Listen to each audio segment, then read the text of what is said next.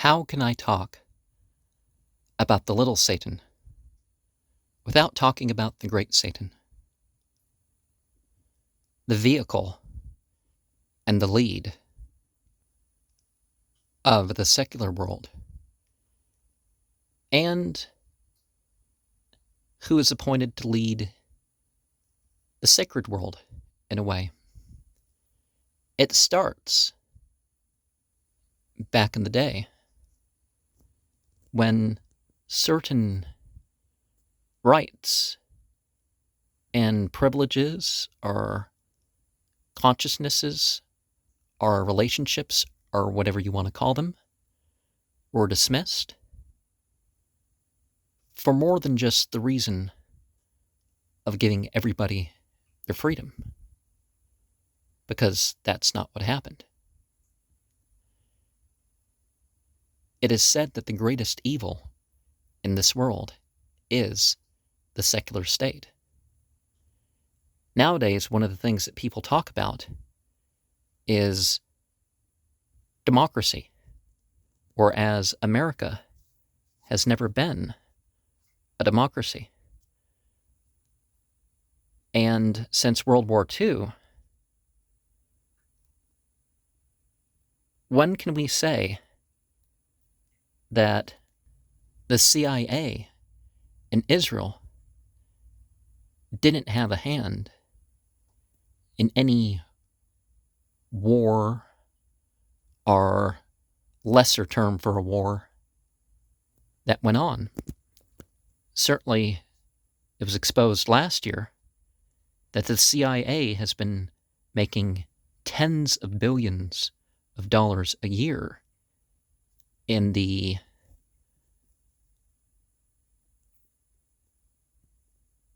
sex trafficking industry of people who have been trafficked by force, are trafficked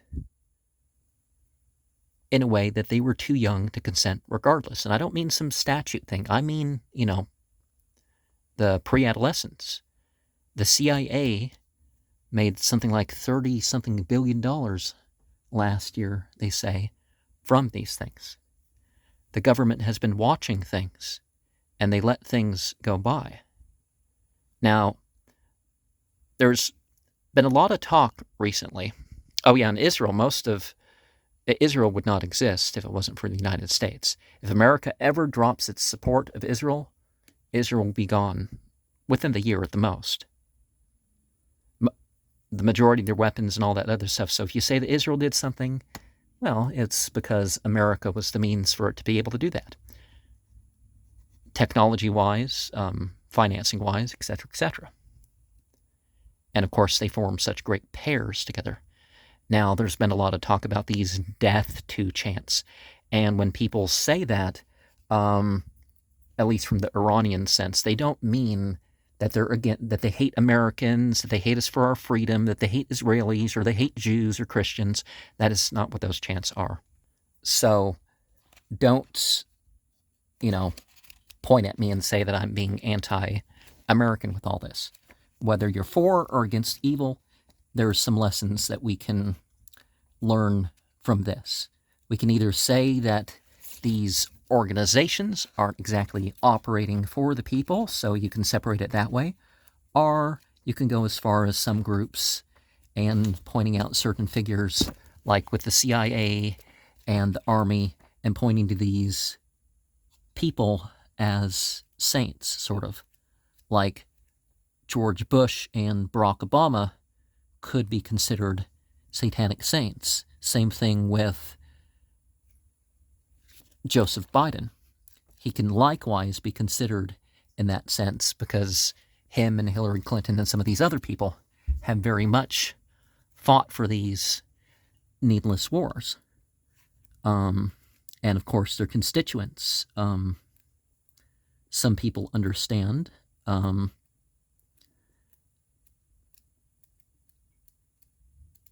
Reagan and the other Bush definitely were involved in some things. Of course, We see that the CIA trained Al-Qaeda. We see that they fund Daesh and so many other organizations. We can see, their hand directly in that.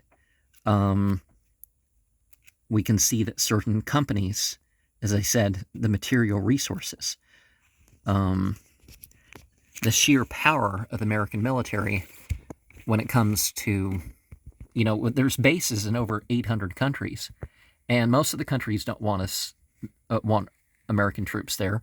Most of those countries, it's even higher if you consider the people rather than the governments themselves. And some things that a secular state does that, for example, an Islamic state would not do, is a secular state fights wars to spread its ideology.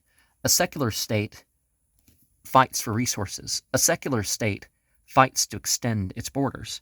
A secular state even fights to gather slaves. Most of that was done indirectly, but certainly our POWs and our incarceration system, it's about slavery, not about otherwise. And it is nowadays more of a means of recruiting for the military. And the military, well, we find out that people are more likely to go to prisons and all that if they've done military service. And, of course, we have the idea of destabilizing. One of the interests of American foreign policy, whether through secret or open means, is the destabilizing of other countries. And as we've, stated with the little Satan, the little Satan also has this idea of, well, we can't let other countries get too strong. Not even waiting for something to be a defensive sort of thing. We just don't want countries to have the ability. And there's been a lot of mislabeling what these wars were about. And certainly after going through certain stuff, like in America, we had, the stuff about the slavery and the Native Americans and all that stuff. Well, it's more or less been justified after the fact and all that stuff. But then again, there's the hypocritical turning around and saying, oh, no, don't like this. And it's okay for America to do it until they decide that, oh, well, they're not going to do that. And they're going to tell other countries that they can't do it. And they try to push their things that they made popular rather than actual morality. Hence so the secular state will exaggerate things and they will take away some stuff. And they also fund very grandiose things.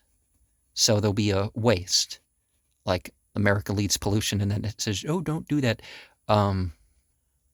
Another thing, and Islamic or a lot of other types of religious states will not do, is the spying, more or less just to spy, right?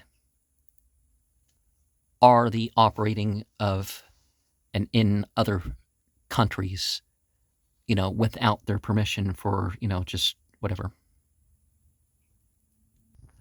But overall, it's just having a system that is going a direction without regard to the spiritual laws, or operating according to a set of spiritual laws that are clandestine, operating without peace, wholeness, surrender, submission,